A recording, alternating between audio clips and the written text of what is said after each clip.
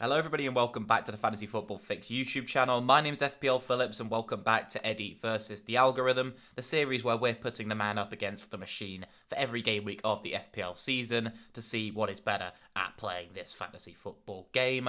Last week in the returning game week, I actually managed to come out on top over the Algorithm. If you want to go and see last week's teams, then you can check out the Eddie versus the Algorithm playlist on the Fantasy Football Fix YouTube channel. But without any further ado, after that comfortable win, let's see if we can build on that and continue with our run of decent form that we're starting off, heading back into the campaign.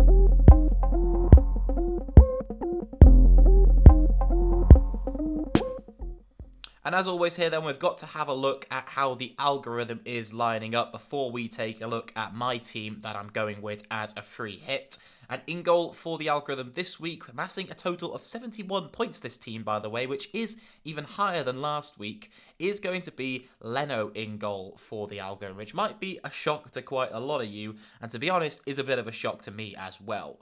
Going for Leno doesn't seem the worst pick in the world in terms of clean sheet odds. They're around 6th or 7th, but still behind some of the big teams that you could go for and pick a goalkeeper like a Kepa, even for this game week in isolation, with him going up against Nottingham Forest. It seems a bit of a strange pick to me, especially with the fact that Fulham are bottom for expected clean sheets so far this season. They're the worst off for expected goals conceded as well.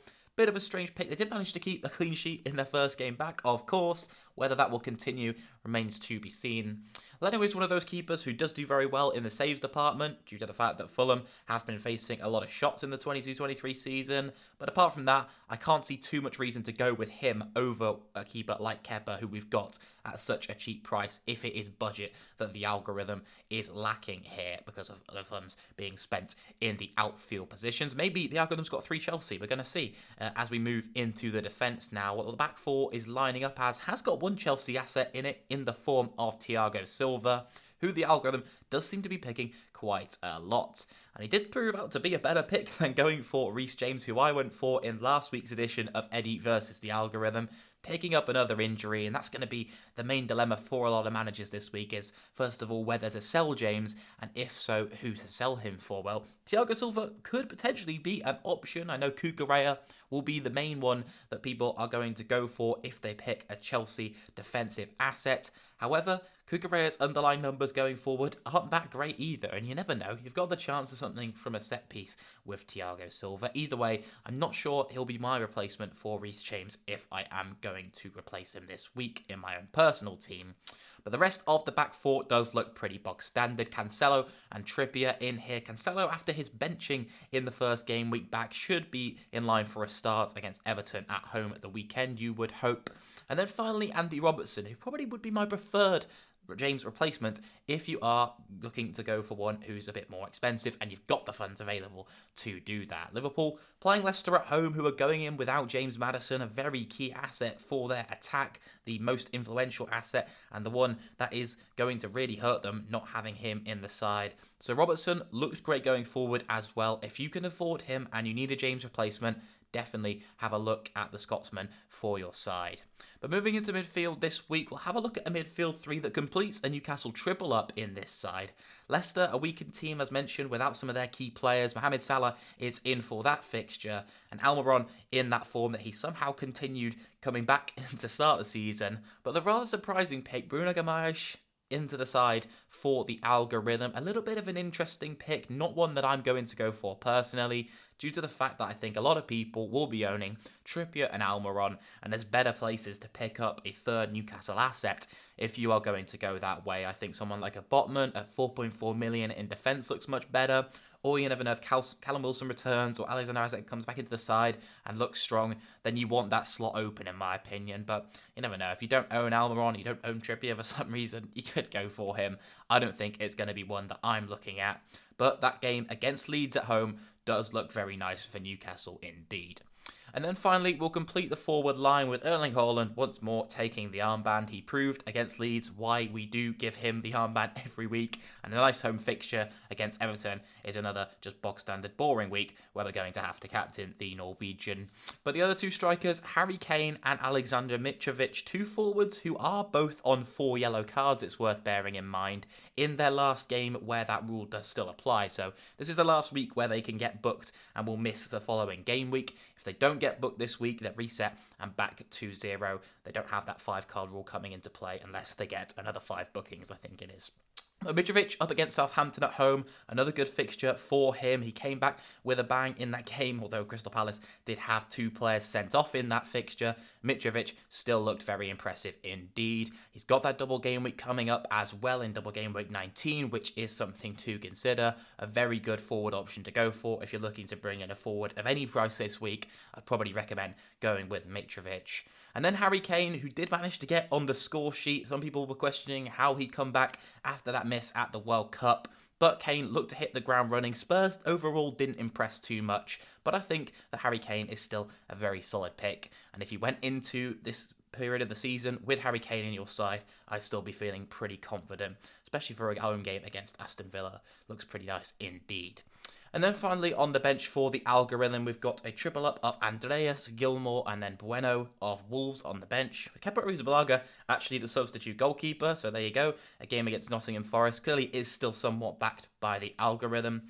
Andreas, Southampton at home, could be potentially even a potential starter in your sides this week, I should say. Southampton at home, as I mentioned with Mitrovic, looks like a very enticing fixture. If you do need, like you've got the injury to Reece James, I definitely wouldn't be against maybe just benching Reece James for now. I know he's going to be out long term, but just benching him this week and then having those 2 transfers going into game week 19 where we've got those doubles, which could be very valuable. I'm aware you're probably still going to have to sell James, but it gives you that extra week of information and also those 2 transfers to have the most info going into game week 19 where they could be pivotal having that extra move.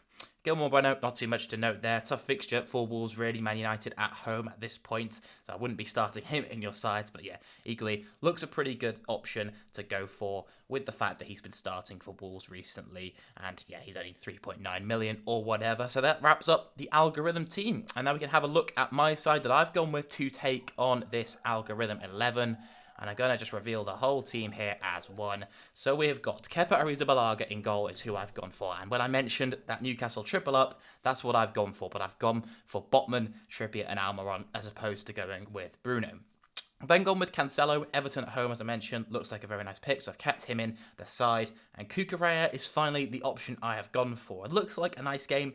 Nottingham Forest are looking pretty poor at this point in the year, and Cucurella, you never know, could get forward and get something of worth going forward. So yeah, Cucurella's attacking numbers don't look brilliant. However, I do still like him as a pick. I like Chelsea for the potential just for a clean sheet this week. I'm hoping that he can get forward and improve on his attacking numbers. But as mentioned with Robertson, I think there are better options for a James replacement above James's price, or maybe even below James's price long term.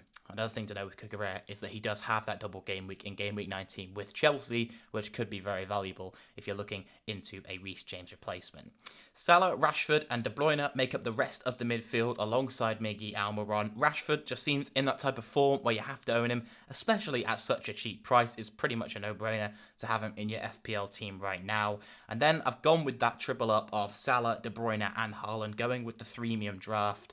De Bruyne looked very impressive, as he always does, in that game back against Leeds. He was unlucky not to be involved in any goal, really, but he looked as influential as always. And a home game for Manchester City, there could always be a decent chunk of goals on the card there. And then finally, I've kept Mitrovic in the attack, dropping Harry Kane to go with De Bruyne and Salah in midfield. On the bench, I've got Andreas, I've got Parud, who came back with a -2 after a lot of people, unfortunately, went with him. Luckily, he was on the bench for a lot of people, but he's got a game against Fulham, so I've gone with him as a cheap option on the bench. And then Greenwood of Leeds, so he's got Newcastle. I'm not expecting to start him in this game. Obviously, if he comes off the bench, then there's been a disaster in the first 11. However, one thing to know with Sam Greenwood is he's 4.2 million. He's been on set pieces for Leeds in that last game back. He was on free kicks, on the corners, got an assist, I think, as well. So he looked really, really impressive. And when people were saying that Andreas is the best cheap option in the game, he's got some competition right now. If Leeds' fixtures improved, it could become an option to have Sam Greenwood in your side. I feel pretty confident having him even at the first sub position, or who knows, maybe there'll be an injury crisis and we may even contemplate starting him down the line. But yeah, that's going to wrap up my team. 68 predicted points to me, so only 3 off the algorithm in terms of predictions, which is as close as I've really gotten recently in these last few game weeks that we've had. But let me know down below in the comments, do you rate my team or do you rate the algorithm? Who do you think is going to come out on top, myself or the computer? Thank you very much again for watching, everyone. And if you are new around here, do make sure to subscribe to the channel and also drop a like if you did enjoy the video. Thanks again. I'll see you very soon and the best of luck for this game week.